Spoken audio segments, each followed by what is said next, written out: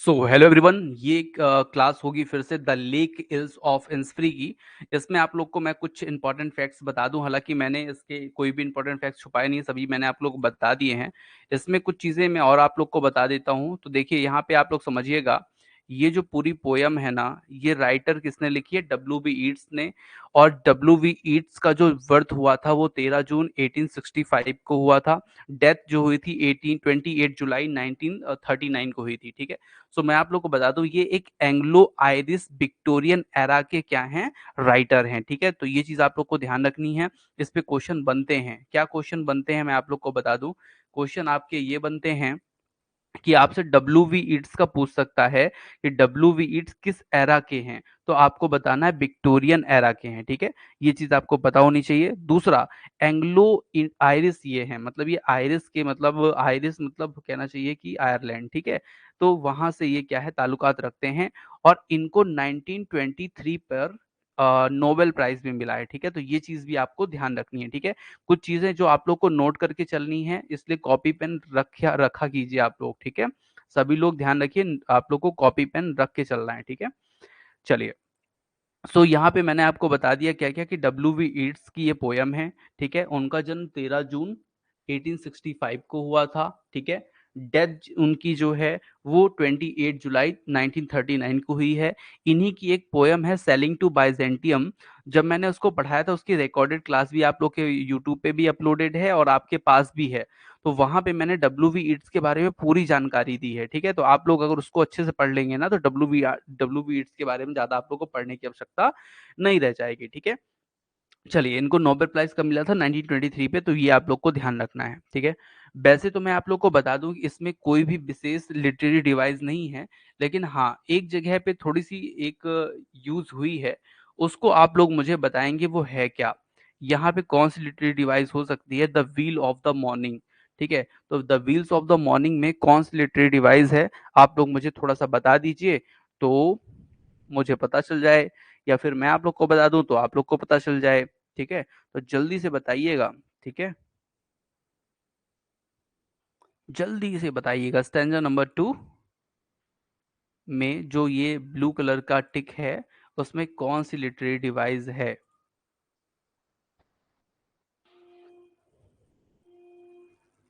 यहाँ पे नेहा तिवारी जी का, रोशनी जी का आंसर आया है। ठीक है, यस, दीप्ति जी का भी आंसर आ गया है।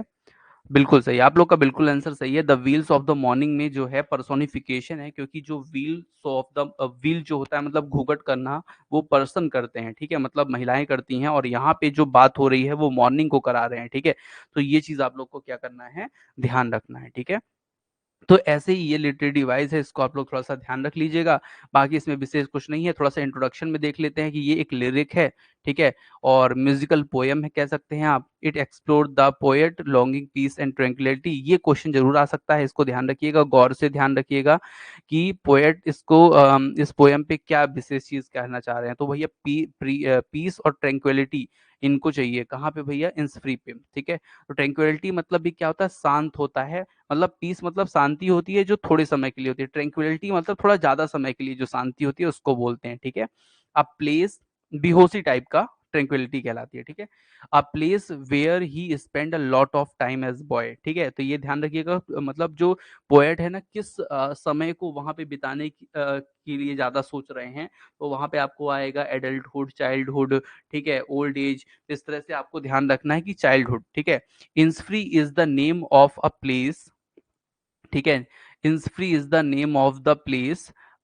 It is very quiet place and that is the reason the poet want to go there. ठीक है, इंसफ्री जो है वो एक प्लेस है जो लेक है। लेक के बीचों बीच एक क्या है? आइसलैंड है। यहाँ पे अगर पोयम में अगर आप देख रहे होंगे, इज आइसले लिखा हुआ है, तो ये पूरा नाम इसका आइसलैंड ही है। ठीक है, तो आइसलैंड ना है कौन सा? इंसफ्री नाम का। ठीक, जहाँ पे पोएट जो है रहना चाहते हैं, क्योंकि वहां पे शांति बहुत ज्यादा है। ठीक है, तो ये चीज आप लोग को ध्यान रखना है। ठीक है, ही देखिए यहाँ पे मिल भी गया। He had spend his childhood in his place. इस प्लेट वो अपना चाइल्डहुड जो है वो स्पेंड करना चाहते हैं।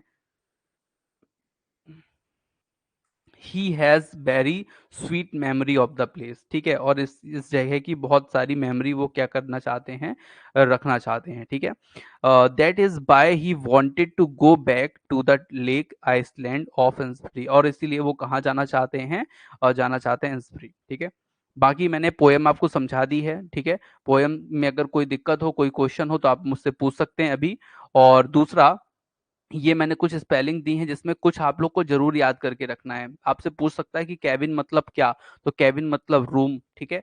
कैबिन वो बनाना किससे चाहते हैं, तो क्ले एंड बैटल से बनाना चाहते हैं। बैटल मतलब क्या, तो बैटल मतलब होता है लकड़ी की बाउंड्री या लकड़ी से बना हुआ घर, ठीक है, मतलब छोटी छोटी लकड़ियां, आप ये समझ लीजिए, लकड़ियां छोटी छोटी, ठीक है, बैटल्स कहलाता है। ग्लेड मतलब क्या, तो भैया ग्लेड मतलब क्लियरिंग या ओपन स्पेस, यहाँ पे ओपन स्पेस से मतलब है, ठीक है। B loud refers to the sound made by the buzzing of the bees, ठीक है।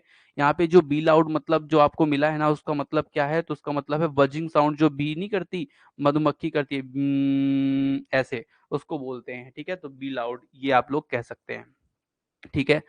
और भी स्पेलिंग मैंने आपको, बिल्स बहुत इंपॉर्टेंट है, ठीक है। तो बिल्स मतलब क्या होता है, बिल्स मतलब होता है घूंघट, ठीक है, जो वुमेन अपने प्रोटेक्ट करती हैं अपने फेस को जिससे, ठीक है, ध्यान रखिएगा। क्रिकेट एक इंसेक्ट है, उसको भी आप लोग ध्यान रखिएगा। क्रिकेट जो है एक इंसेक्ट होता है। क्रिकेट आप लोग बोला मत लिख दीजिएगा, क्रिकेट जिसमें बॉलिंग बैटिंग होती है, ठीक है, ठीक है।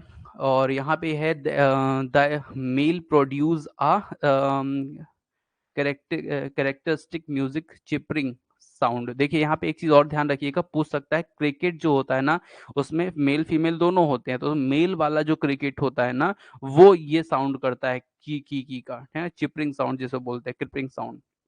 लिनेट कौन होता है, एक वर्ड होता है, आपको पता है, ठीक है।